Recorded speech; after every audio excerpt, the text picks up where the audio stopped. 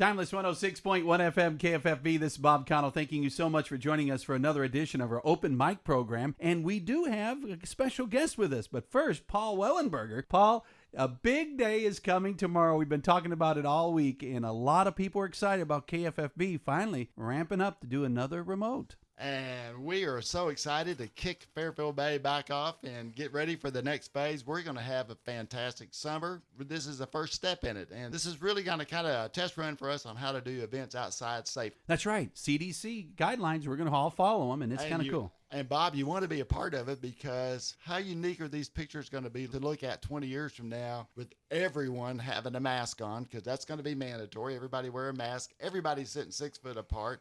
Everybody with shovels for groundbreaking. The survival flight hangar. It's going to be so exciting. And we're all going to be sitting there, standing there with mask on with shovels. Now, how cool is that picture going to be? That's right. Now, Survival Flight Shain is in the studio. Now, Shain, we've done a lot of broadcasts over the years. We've done our health fair and things like that. One thing we got to talk about, this is a big thing for Greers Ferry Lake. I mean, this covers, that's something that's always been talked about because the lake makes it difficult to drive around the lake and get there swiftly. It absolutely does.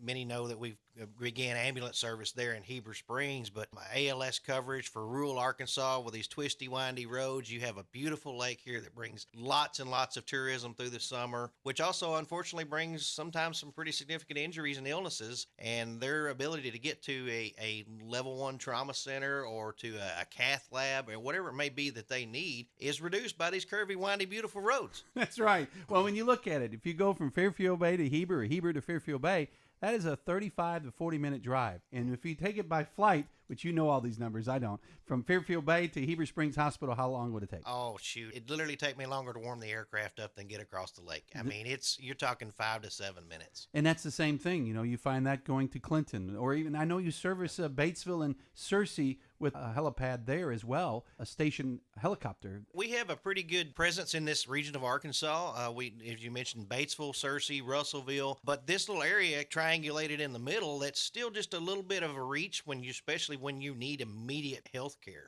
But we have the ability to now be here. We're going to be stationed minutes from the lake, minutes from across the lake. As you said, it takes 30, 45 minutes, and some places maybe even an hour to get around this lake, depending on what's going on. I mean, we recently had some road construction going on outside of Higdon there that really delayed, had a stoplight, middle of nowhere, but we had a stoplight there that you'd sit there 10, 15 minutes because you didn't know what was coming down the road while they did that construction. You know, this helicopter is going to save lives. I've got no doubt about it. You know, we have a population here, a lot of retired folks, but we also have the younger folks that like to get out and take a few chances, jumping off rock bluffs, skiing.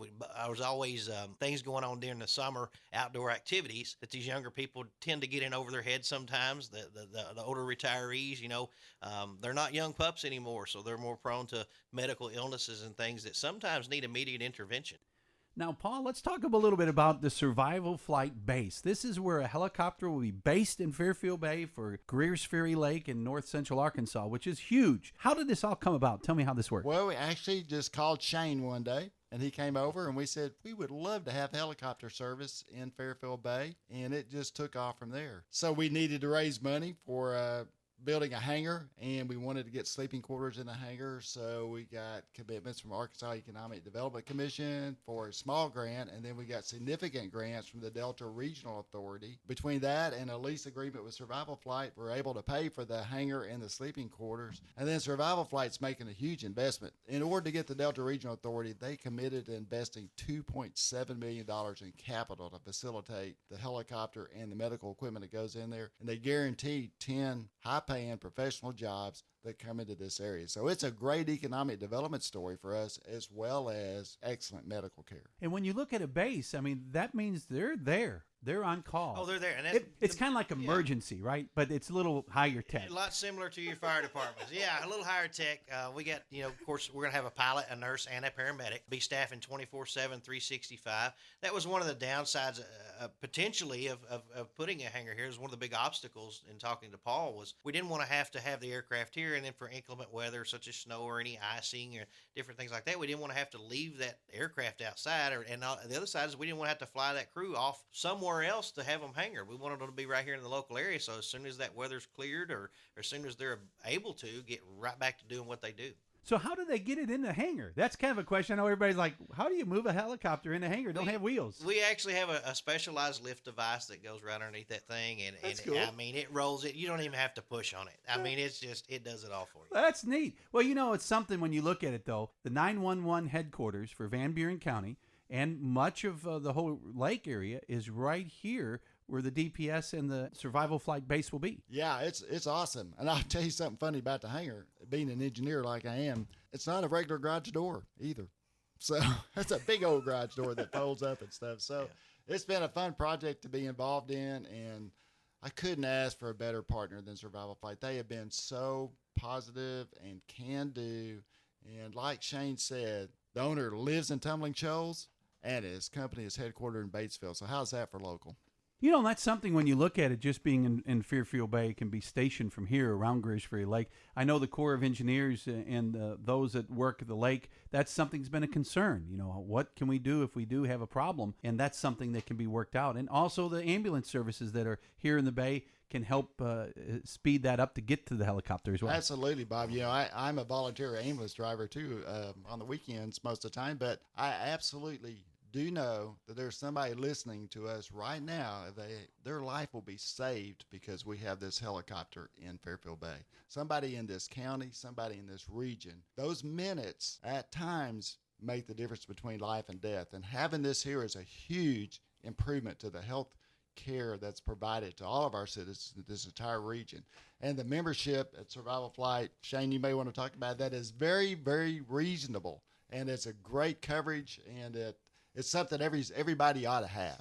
Well, it's people are always concerned. You take a helicopter and it's going to cost me an arm and a leg. We're not looking for their arm and leg. We want to save their arm and leg.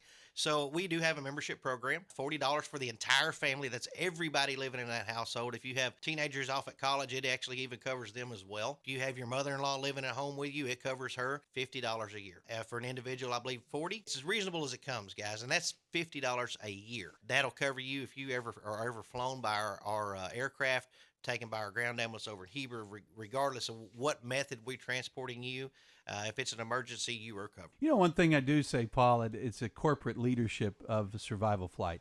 Earl Moore is a good friend of mine with Earl's Cafe, and Mariah the Brave. People have talked about that broadcast because somehow it got on social media and went everywhere. And it is probably one of the emotional broadcasts, the most emotional that I've done is sitting in your ambulance. But at that time, I realized that you guys have got some great equipment. Not only with the ambulances, they're just in Heber Springs, and the helicopter, but you have a fixed flight as well. And talk about that a moment, because a lot of people get concerned that the helicopter can't fly in certain conditions, but you also have another alternative. Well, they're right.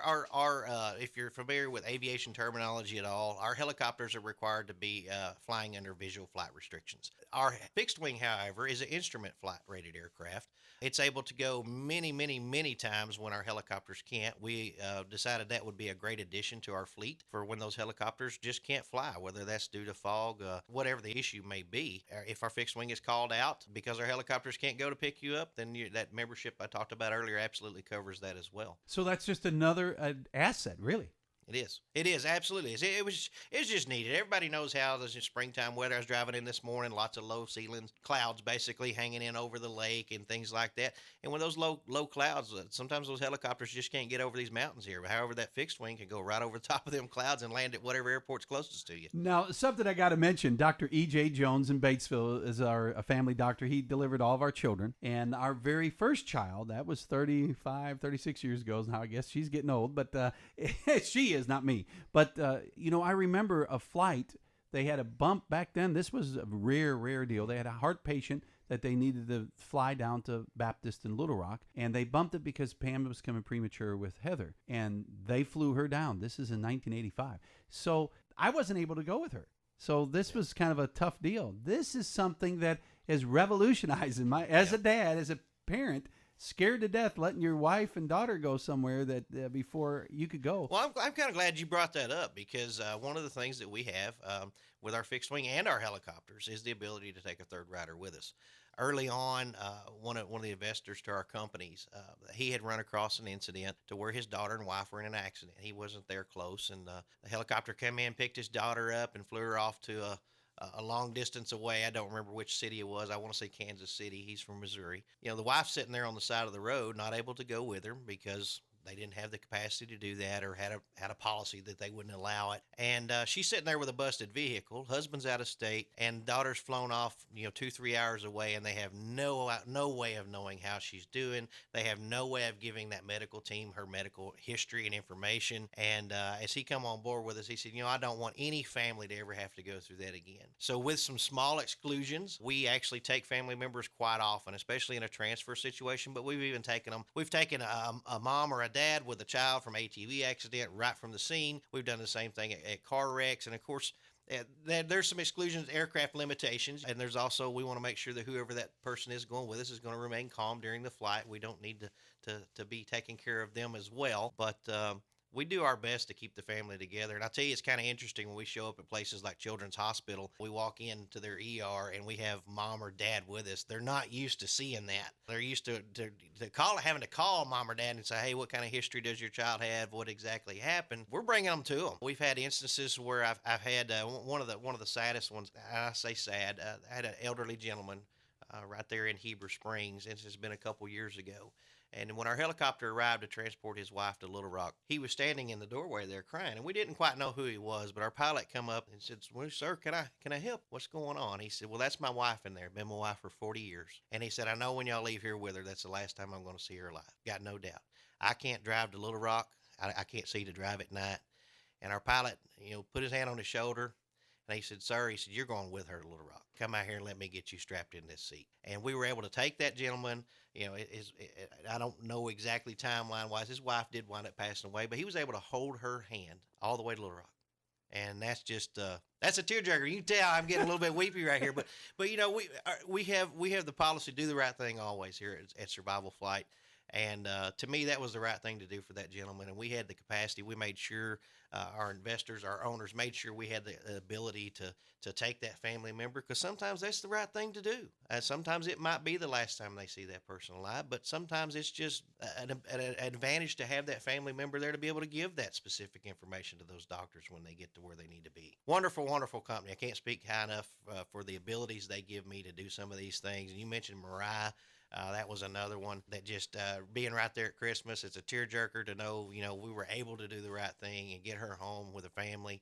They've been through a lot. That was my first time actually getting to meet her, was when she landed. And again, wishing them well. Those are the stories, Paul, that we talk about, and that is what's great. Survival Flight is taking over Greers Ferry Lake for taking care of those emergencies that come up, and that's been a concern for 20-some years that I've been broadcasting around the lake, and even longer. I've been doing this 40 years. They've always were so concerned where an accident happened, boat accident. Now the ATVs, we got 90 miles of trail. Fairfield Bay has their own equipment on the ground that can go down the trails, their own units now, which is amazing. But it's now getting them the proper attention if needed. And we haven't had any major wrecks there, not saying it, but we are prepared. Love it. I mean, you have to be. There's so many instances to where people are injured. Here's the thing, and there's another way personally I look at it. People live in big cities. They have wonderful health care. They have access to level 1 trauma centers.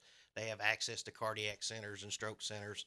Here in rural Arkansas, as people move out here, want to retire or just get out and enjoy the outdoors, there's lots of dangers out here. But you shouldn't get second-class health care just because you want to visit rural Arkansas. So we're looking forward to the ability to be able to get them to that first-class health care.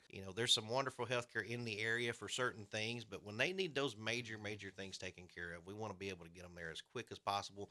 It's been proven over and over again that, the reduced time from injury to getting to that surgery center or getting to that heart cath center, it has improved outcomes. You're not just talking about life or death. Sometimes you're talking about quality of life. And a lot of times quality of life can be greatly improved just with that, by shortening that window to get to definitive care. We got to talk about membership. How does a person join? $50 a year for that peace of mind is phenomenal. $50 a year. You can go online, survivalflightinc.com. You can go online, or you can go to our website.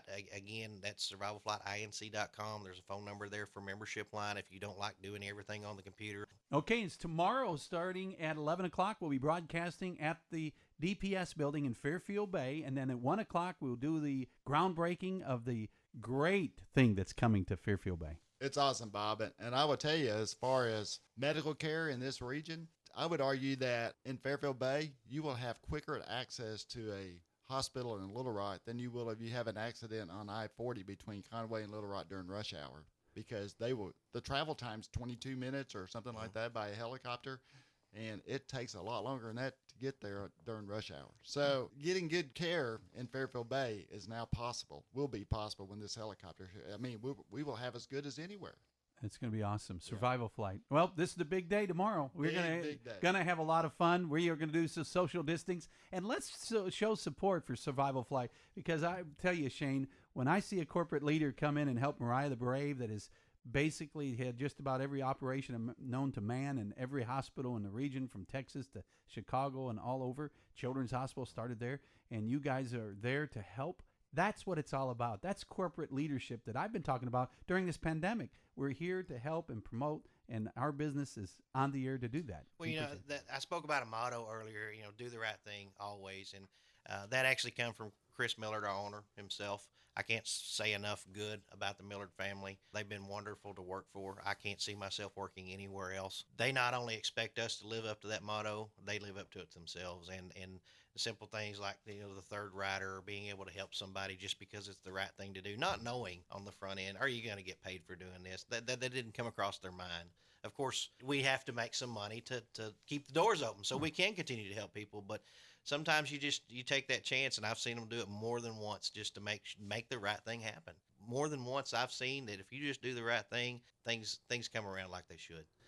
You're going to get took care of. I really want to encourage everybody to come out tomorrow at 11 o'clock, get your hot dog, get your drink.